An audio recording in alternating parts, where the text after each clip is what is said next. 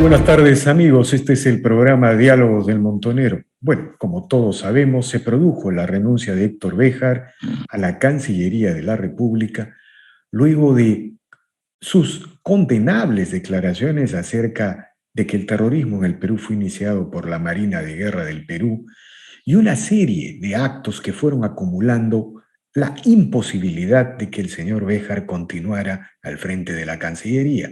Por ejemplo, el hecho de que el diario Granma, el diario oficial del Partido Comunista de Cuba, anunciara que el Perú abandonaba el Grupo de Lima y en la práctica se pasaba al eje bolivariano, o el hecho de que Evo Morales confirmara esta información, o que el señor Vladimir Cerrón también ratificara esta información, al margen de que la propia Cancillería, una de las instituciones tutelares del país, se pronunciara. Todos estos hechos comenzaron a sucederse y a acumularse durante la gestión del señor Béjar hasta que se conocieron estas declaraciones francamente cuestionables, carentes de verdad histórica, sobre quiénes fueron los que iniciaron la guerra, el terrorismo en el Perú. Bueno, la movilización ciudadana, la acción del Congreso, la firme posición de las bancadas del Congreso ha determinado que el señor Béjar presente su renuncia. Y uno de los protagonistas de estos hechos, no solo como almirante en retiro de la Marina de Guerra del Perú, sino como congresista y líder de Renovación, el almirante Jorge Montoya, congresista de Renovación Popular.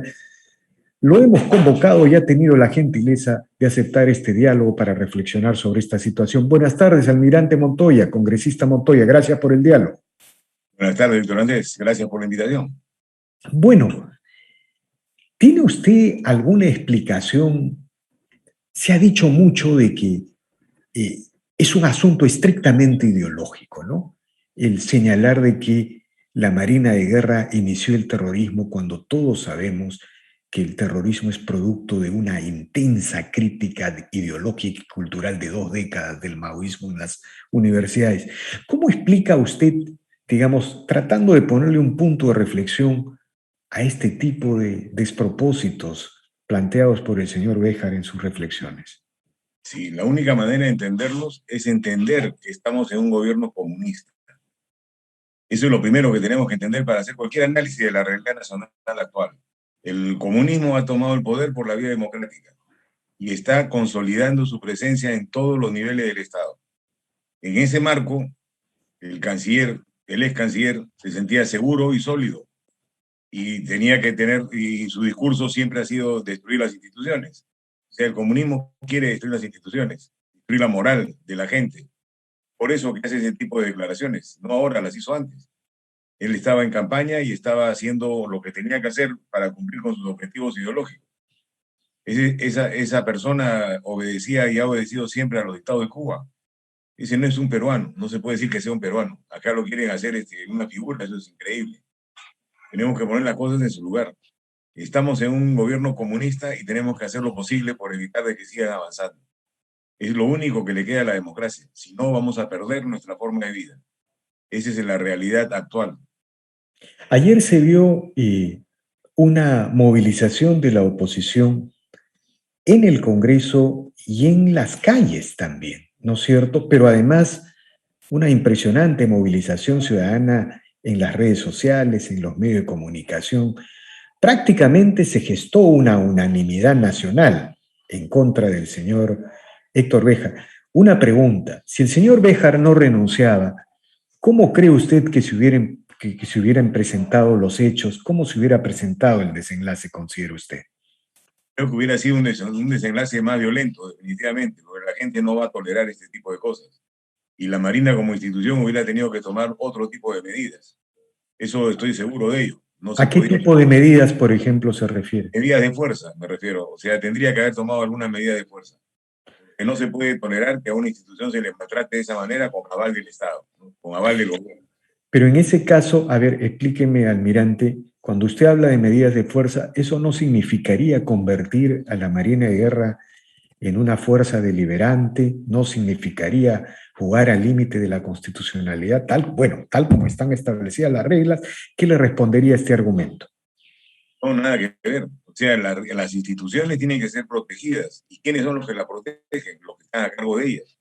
Los que están a cargo de ellas no son deliberantes, protegen su institución, y eso es lo que ha hecho el comandante general de la Marina, con el comunicado. Pero si no se escuchaba el comunicado, podría haber tomado otro tipo de medidas, como desconocer la autoridad del ministro de Defensa. Y eso no es ir contra la Constitución, es defender su institución. O sea, las instituciones son permanentes, van más allá del gobierno. Y estas hay que protegerlas y cuidarlas. Y los que están a cargo están en esa responsabilidad. Y eso no es ser deliberante, simplemente cumplir con su tarea. O sea, usted dice cuando habla de otro tipo de medidas de fuerza es, por ejemplo, desconocer al ministro de Defensa, es decir, no, digamos, algo así como que expresar un desconocimiento de la, ante Público, lo que se llama. Así es, un desconocimiento público. Hacer un comunicado desconociendo la autoridad del ministro de Defensa, que es lo que está directamente relacionado a la institución y que debe protegerla y debería ser él el protagonista de esta defensa. Ahora que usted ha mencionado este tema, congresista Montoya, ¿cómo se recibiría, por ejemplo, un intento de remover al actual comandante general de la Marina que ha demostrado firmeza, solidez en la defensa de su institución? Porque si pasaba esta declaratoria de una autoridad pública, de una autoridad en el vértice del Estado contra la Marina, prácticamente se iniciaba la destrucción de la institución. ¿Y cómo recibirían ustedes una, una decisión de este tipo de parte del jefe de Estado, el presidente Castillo? Eso sería un chantaje y una amenaza a la institución, diciéndole no hablen porque los vamos a destituir. Eso no puede darse. Eso sería ya romper todo tipo de relación con el gobierno, definitivamente. Estas cosas tienen que ser entendidas en su debida magnitud. Bueno, bien firmes sus palabras por calificar de alguna manera, almirante. Y si las cosas van de esta manera, ¿no es cierto? Estamos viendo pues movilizaciones permanentes en las calles, una convergencia amplia de fuerzas en el Congreso. La pregunta que surge es, ¿el Congreso le va a otorgar la confianza al gabinete Bellido luego de este incidente? Hay una serie de cuestionamientos más que se acumulan. Y es una buena pregunta, pero no tengo la respuesta, porque eso lo vamos a analizar cuando estemos en vísperas de la fecha de presentación. El factor político varía muy rápidamente y se presentan otras circunstancias que pueden hacer variar la decisión que uno pudiera tener en este momento. Y que eso lo dejamos para el final, para el final de esta etapa. Vamos a continuar nosotros con las medidas que hemos dicho que vamos a realizar. El siguiente ministro que está en la lista es el ministro del Interior y vamos a continuar con eso. Hasta el día de la presentación del gabinete vamos a seguir trabajando en lo que nos permite la Constitución y la ley. Ahora, lo que usted nos está señalando es que la confianza depende del número de votos, en realidad del tipo de decisión política que tenga que asumir el Congreso, ¿no? Es decir, porque de alguna manera la designación del gabinete Bellido pareciera plantearnos esta disyuntiva o vacancia presidencial o disolución del Congreso. Entonces, si ustedes no otorgan la confianza, están sacrificando una bala de plata. Algo de eso nos está diciendo, depende de estos factores. Depende de las circunstancias en ese momento. Vamos a analizarlo bien, no vamos a cometer una imprudencia ni nada, vamos a trabajar de acuerdo a nuestros principios. Ahora, usted califica al ministro del Interior como el ministro cuestionado siguiente. Usted está hablando de 4 ministros más o menos, ¿no? Que la oposición ha identificado. Así es. Después el de Interior sigue el de Defensa, después la de la mujer y al final el Premier. El del Interior y el Defensa, básicamente, en el caso del Interior, por los temas de la DIRCOTE, ¿no? Básicamente por eso, ¿no? Básicamente por eso y por el mal nombramiento, sigue siendo fiscal, ¿no? O sea, está en una infracción constitucional. El que lo ha nombrado, el Premier y el presidente. Él está también siendo partícipe de eso. Entonces hay cosas que no se deben aceptar, ¿no? Estamos pasándonos por alto todo lo que está escrito. Y cuando se pasa uno por alto lo que está escrito, que es la ley, que es lo que nos guía, nos convertimos en una dictadura, más rápido de lo que se puede pensar. Bueno, lo mismo sucede con el ministro de Defensa, dice usted. ¿Por qué los cuestionamientos, almirante? Fue dado de baja por medida disciplinaria. En cualquier trabajo que uno va a tomar le piden antecedentes policiales. En el de ministro no piden nada. Eso está mal. También se va a modificar de alguna forma. Él no hubiera sido recibido si se pedían antecedentes. Ahora, usted, digamos, como tema final de reflexión, usted cuando observa al gobierno, ¿no observa, por ejemplo, algunas señales o algunos intentos de dirigirse al centro? Por ejemplo, la ratificación del señor Velarde, ¿no es cierto? Al parecer hubo ahí una negociación entre el propio presidente Castillo y el propio señor Velarde. El señor Velarde se queda. ¿Eso no es una señal diferente o una actitud diferente? Porque el gobierno parece ser una fuerza de confrontación, ¿no es cierto? Pero hay muy pocas señales o hay señales que indicarían que también podría irse al centro. ¿Cómo evalúa usted estas señales que parecen contradictorias? Fíjese, yo no veo que se vayan al centro, la verdad. Está manteniendo la situación en un estado de equilibrio inestable. Es lo que está haciendo. O sea, el comunismo tiene sus líneas de acción claramente definidas y su plan preparado para seguirlo paso a paso. No se puede creer lo que dicen, hay que creer en lo que hacen. Entonces, esperemos que haya otra señal. El gabinete, que es lo más crítico, no ha solucionado el problema. Ahora lo de Béjar, porque reventó, o sea, era algo que se les iba a salir de las manos, ¿no? Pero debería seguir con el resto de ministros. Ahí sí sería una señal de que está cambiando un poco al centro. Actualmente, para mí, sigue siendo comunista total y no veo ninguna diferencia en que se quede Velarde o no para calificar la acción del gobierno. Lo inteligente es dejarlo. Bueno, efectivamente, nosotros lo decimos ahora en un editorial, la única manera de que el gobierno recupere la paz social es retirando la propuesta en la Asamblea Constituyente, convocando a un gobierno de unidad nacional y otro elemento fundamental, archivando todos los proyectos como el de las rondas o estos proyectos de reforma económica que buscan subvertir el orden constitucional. El tema de las rondas, usted vinculado a los temas de defensa, ¿no es cierto? Es un tema muy sensible. Hemos visto lo que ha pasado en Gamarra, en el que 10 ronderos han sido prácticamente expulsados, pero es otro elemento de confrontación. ¿Qué va a decidir el Congreso al respecto? Fíjese, el tema de las rondas es un tema que está en la Constitución y tiene su propia ley, sus propias normas. Son para las áreas rurales establecidas, no es para la zona urbana. O sea, eso no se puede aceptar. La policía es la encargada y la responsable del monopolio de la fuerza del Estado en esas zonas, en todo el país en general. Lo que tiene que hacerse es darle los medios a la policía para que siga trabajando y no crear las rondas urbanas, porque eso sería el inicio de las milicias populares. Eso no se puede aceptar. Entonces, cuando hemos estado en el terrorismo y hemos usado a los comités de autodefensa, más que a las rondas, los comités de autodefensa estaban a cargo del ejército o de la marina y los guiaban paso a paso, les hacían revisión de sus armas, los formaban, los entrenaban, los protegían y eran una parte integrante de la Fuerza Armada.